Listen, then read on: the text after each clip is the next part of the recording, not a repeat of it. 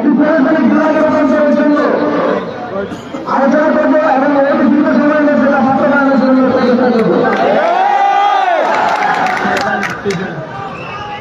আপনারা জানেন বর্তমান বাংলাদেশের পরিস্থিতিতে অনেক ধরনের অভ্যন্তরীণ এবং বহির্গত ষড়যন্ত্র হচ্ছে।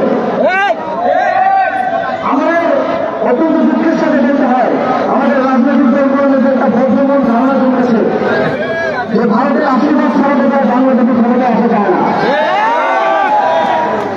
সরকার নিজের বক্তব্য দিচ্ছে তাই দেশের স্বাধীনতাকামী সার্বভৌমত্বের পক্ষের জনগণের জন্য অত্যন্ত কলঙ্কজনক এবং দুঃখজনক।